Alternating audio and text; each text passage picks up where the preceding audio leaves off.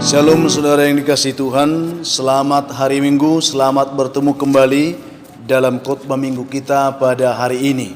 Saudara yang dikasihi Tuhan, sebelum kita memulai mendengarkan khotbah ini, baiklah kita terlebih dahulu berdoa. Kiranya damai sejahtera Allah yang melampaui segala akal, itulah kiranya yang memelihara hati dan pikiranmu dalam Kristus Yesus Tuhan kita. Amin. Saudaraku yang dikasihi Tuhan, firman Tuhan yang menjadi khotbah kita di minggu hari ini, minggu keempat setelah Trinitatis, tanggal 5 Juli 2020, terambil dari kitab Kejadian pasal yang ke-12 ayat pertama sampai ayat yang ke-9. Demikian bunyi firman Tuhan untuk kita renungkan bersama. Saya akan bacakan saudara. Berfirmanlah Tuhan kepada Abram, pergilah dari negerimu dan dari sanak saudaramu dan dari rumah bapamu ini ke negeri yang akan kutunjukkan kepadamu. Aku akan membuat engkau menjadi bangsa yang besar dan memberkati engkau serta membuat namamu masyhur, dan engkau akan menjadi berkat. Aku akan memberkati orang-orang yang memberkati engkau dan mengutuk orang-orang yang mengutuk engkau, dan olehmu semua kaum di muka bumi akan mendapat berkat. Lalu pergilah Abram seperti yang difirmankan Tuhan kepadanya, dan Lot pun ikut bersama-sama dengan dia. Abram berumur 75 tahun ketika ia berangkat dari Haran. Abram membawa Sarai istrinya dan Lot anak saudaranya dan segala harta benda yang didapat mereka dan orang-orang diperoleh mereka di Haran. Mereka berangkat ke tanah Kanaan, lalu sampai di situ Abraham berjalan melalui negeri itu sampai ke suatu tempat dekat Sikem, yakni pohon terbantin di Mor. Waktu itu orang Kanaan diam di negeri itu. Ketika itu Tuhan menampakkan diri kepada Abram dan berfirman, Aku akan memberikan negeri ini kepada keturunanmu. Maka didirikannya di situ mezbah bagi Tuhan yang telah menampakkan diri kepadanya. Kemudian ia pindah dari situ ke pegunungan di sebelah timur Betel. Ia memasang kemahnya dengan Betel di sebelah barat dan Ai di sebelah timur. Lalu ia mendirikan di situ mezbah bagi Tuhan dan memanggil nama Tuhan. Sesudah itu Abram berangkat dan makin jauh ia berjalan ke tanah Negeb. Demikian jauh pembacaan firman Tuhan yang kiranya dapat memberkati kita di sepanjang minggu ini. Saudaraku yang dikasihi Tuhan, tema renungan kita dalam minggu hari ini adalah menjadi berkat dalam keperbagaian. Gabe pasu-pasu di Saluhut. Jemaat yang dikasihi Tuhan, kita tahu bagaimana sejarah perjalanan kehidupan Abraham ini menjadi sebuah sejarah yang fenomenal, yang bisa dikenang, yang bisa kita pelajari dari masa ke masa, saudara.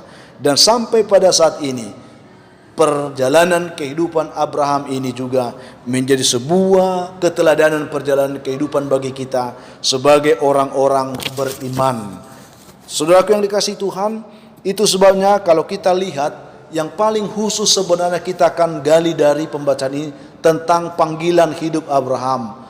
Tentunya kita bisa melihat bagaimana kehidupan Abraham di Ur Kasdim. Dia hidup sebagaimana kita hidup sebagaimana biasa sampai 75 tahun, saudara. Pada umur yang sudah tua, dalam umur yang ke-75 tahun, Tuhan berbicara kepada Abraham. Tuhan memanggil Abraham supaya Abraham keluar, pergi ke suatu tempat yang akan ditunjukkan oleh Tuhan Allah kepadanya. Suatu tantangan perjalanan kehidupan yang sangat luar biasa, membutuhkan keberanian, membutuhkan iman, dan Abraham melakukan itu, saudara. Dan itulah yang akan menarik kita lihat di sini. Atas ketaatan, atas ketundukan Abraham kepada perintah Tuhan, kepada firman Tuhan, sehingga dia juga bisa diberkati oleh Tuhan sungguh-sungguh. Dan itulah yang menjadi tema kita hari ini, diberkati dan menjadi berkat dalam keperbagaian. Rasul Petrus dalam suratnya, kalau kita baca dalam 2 Petrus 1 ayat 10, dia berkata di sana, saudara, karena itu saudara-saudaraku, berusahalah sungguh-sungguh supaya panggilan dan pilihanmu makin teguh. Sebab jika kamu melakukannya, kamu tidak akan pernah tersandung. Kita semua terpanggil dalam panggilan hidup yang sama untuk beriman kepada Tuhan. Dalam panggilan hidup yang sama, terlebih kalau kita pahami pemanggilan kita lebih spesifik lagi karena kita terpanggil karena Kristus. Kita dipanggil di dalam Tuhan, saudara. Oleh pengorbanan Kristus kita dipanggil untuk panggilan Tuhan ini. Ini penting, sehingga dikatakan berusaha supaya panggilan dan pilihan itu makin kuat, makin kokoh, makin teguh. Sebagaimana Abraham kokoh kuat dalam panggilannya, kita dituntun supaya kita sebagai orang-orang beriman yang memahami tentang panggilan Tuhan dalam hidup kita, dipanggil dalam panggilan yang semakin kuat seperti ini, tidak tergoyahkan. Itu artinya, saudara. Sebab jika kamu melakukan itu, dikatakan tidak akan tersandung. Begitu seringnya kita tersandung dalam kehidupan ini, hanya karena kita tidak kuat berdiri dalam panggilan kita sebagai orang-orang beriman. Saudara yang dikasihi Tuhan, menjadi sebuah pertanyaan yang perlu kita renungkan. Pernahkah saudara merenung, atau pernahkah saudara bertanya, mengapa Allah memanggil saudara? Mengapa Allah memanggil kita, saudara? Itu yang perlu kita renungkan. Dan dengan jujur kita harus mengakui bahwa ada banyak orang Kristen saat ini yang tidak tahu lagi apa tujuan panggilan hidupnya di dalam Tuhan. Banyak, saudara. Kalau kita tanya satu persatu sekarang, apakah tujuan panggilan hidup di dalam Tuhan? Pasti semua kebanyakan orang kan sulit menjawab pertanyaan ini, saudara. Dengan demikian, tanpa kita sadari, kita sering hidup menyimpang dari tujuan yang telah ditentukan Tuhan itu bagi kita. Karena kita tidak memahami tujuan itu, sehingga kita dengan sendirinya tertuntun untuk menyimpang dari tujuan panggilan kita itu sendiri, saudara. Ya, di mana kita mulai membiarkan hidup kekristenan kita sepertinya mengembara ya, di padang belantara yang sunyi sepi, tanpa sebuah pengharapan, tanpa sebuah kepastian. Ini berbahaya, saudara. Mari kita memahami renungan ini dengan benar. Akibatnya, saudara, kita mulai mengeluh. Akibatnya kita mulai bersungut-sungut, saudara, dalam kehidupan ini. Kita mulai mengeluh, bahkan memberontak kepada Tuhan. Dan kita tidak pernah memikirkan tentang bagaimana supaya hidup kita ini ya bisa berubah, bisa lebih baik lagi, terutama dalam panggilan kita di dalam Tuhan, berubah dalam karakter dan sifat kepribadian kita yang buruk itu, saudara. Itu yang sering menjadi persoalan dalam hidup kita. Dengan kebenaran firman Tuhan yang menyapa kita pada minggu hari ini, saudara, kita diajar sebenarnya untuk dapat memahami bagaimana kita dapat hidup berjalan sesuai dengan tujuan panggilan Tuhan untuk masing-masing kita. Sebagaimana yang telah diperlihatkan oleh Abraham dalam renungan khotbah kita hari ini. Mari kita belajar dari Abraham, saudara.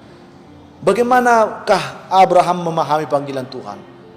Bagaimana kita mengerti tentang panggilan Tuhan? Apa tujuan Tuhan memanggil hidup kita?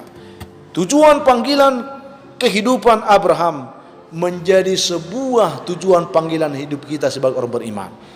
Kebenaran ini menjadi kebenaran yang juga memberkati kita, karena kita tahu sebagaimana Abraham terpanggil, demikian kita juga terpanggil untuk tujuan Tuhan, saudara. Dan beberapa hal kebenaran yang dapat memberkati kita. Yang pertama adalah kita dipanggil untuk hidup dalam kekudusan. Dalam bahasa Batak, tarjodoh hita tungolu namar habadiaon. Itulah yang kita lihat satu. Kata pergi, pergilah. Kita lihat di situ.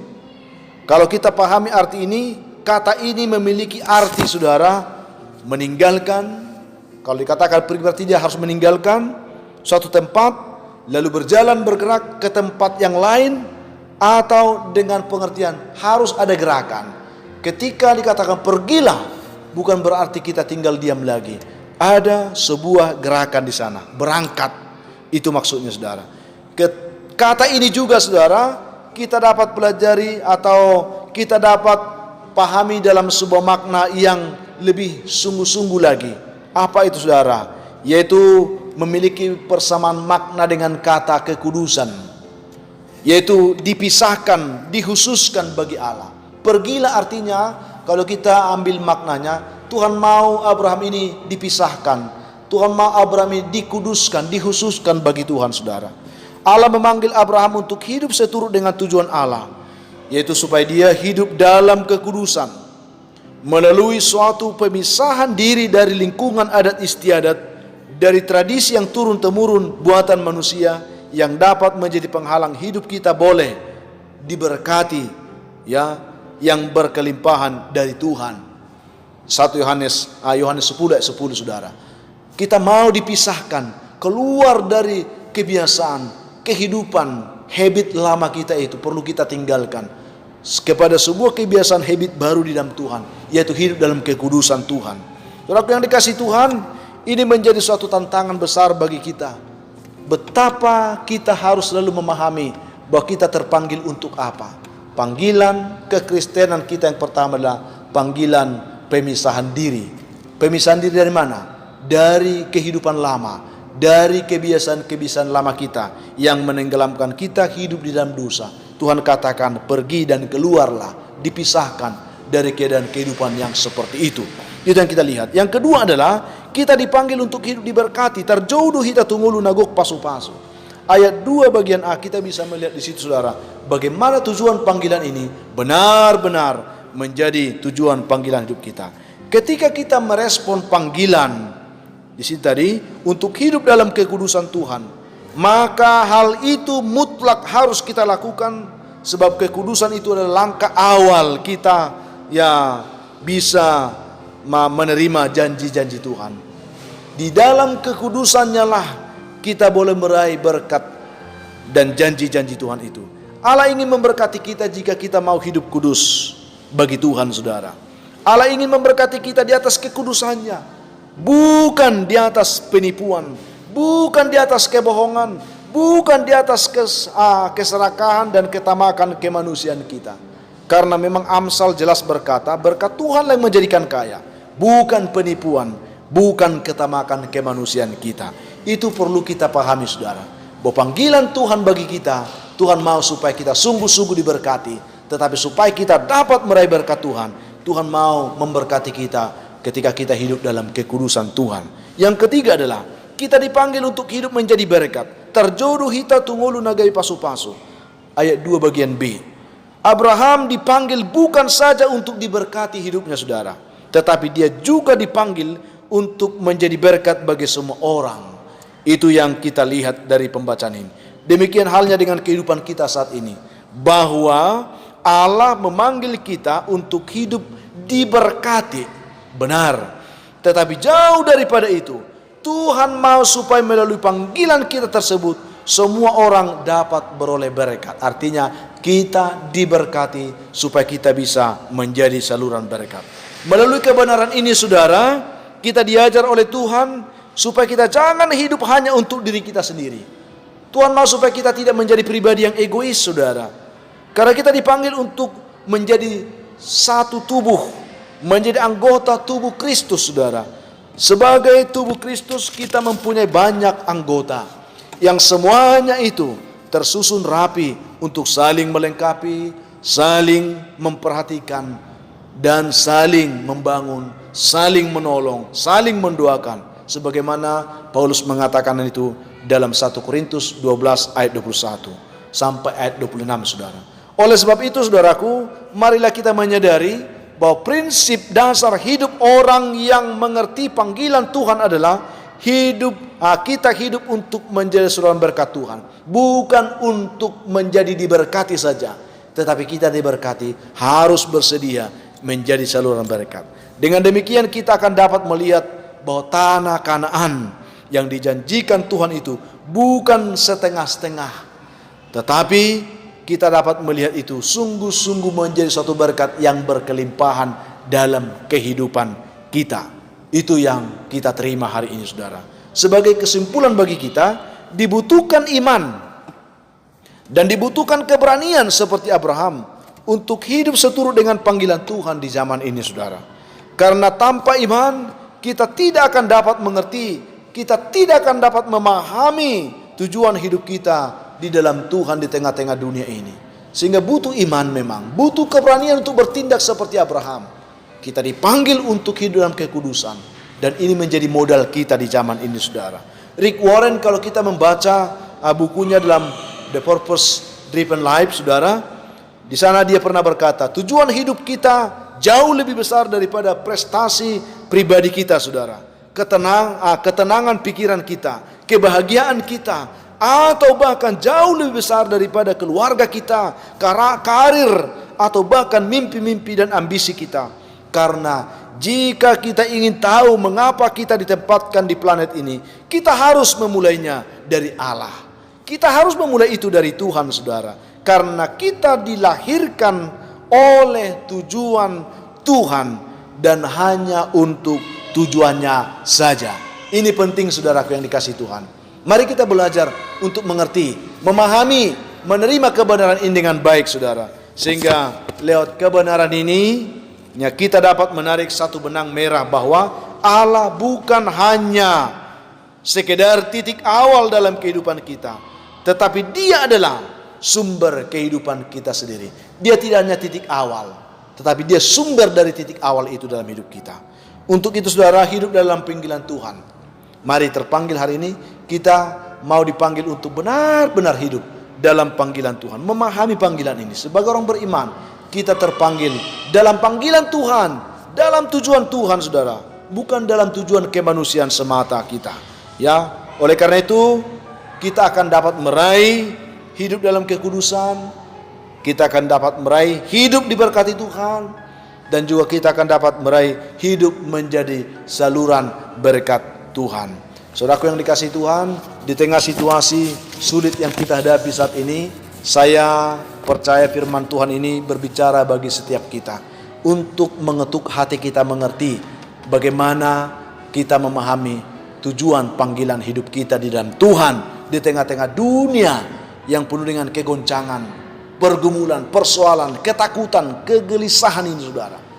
Kiranya Tuhan akan membuat kita menjadi jawaban di tengah situasi ini, di mana kita dipanggil untuk benar-benar berpadanan dengan panggilan itu, yaitu kekudusan Tuhan, supaya kita benar-benar mau diberkati Tuhan.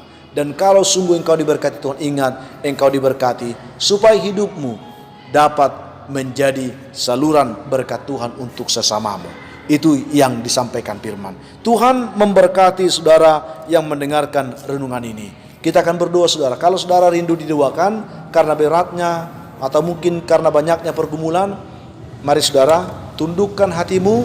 Mari kita berdoa kepada Tuhan, memohon kekuatan Tuhan supaya kita sama-sama diberkati. Kita berdoa. Tuhan, terima kasih untuk kebenaran firman-Mu yang boleh kami terima dalam minggu hari ini. Berkatilah setiap kami supaya kami sungguh-sungguh mengerti bahwa kami dipanggil untuk diberkati Tuhan dan menjadi saluran berkat. Tetapi lebih daripada itu, kami dipanggil untuk hidup dalam kekudusan. Berkati umat Tuhan yang mendengarkan renungan ini. Yang lemah Tuhan kuatkan, yang sakit Tuhan sembuhkan, yang berbeban berat Tuhan berikan kelegaan, sehingga kami semua boleh menikmati kebaikan-Mu, berjalan dalam kemenangan Kristus di sepanjang hari ini. Dalam nama Tuhan Yesus kami berdoa. Amin. Akhirnya, saudaraku yang dikasihi Tuhan, tetaplah kuat, tetaplah semangat, dan tetaplah bersuka cita dalam Tuhan. Saya Pendeta Linti Dengoran, Pendeta GKP Jemaat Khusus Horisan Medan. Kalau saudara ingin didoakan, hubungi kami di nomor telepon yang tertera di layar saudara. Tuhan memberkati saudara semuanya. Shalom.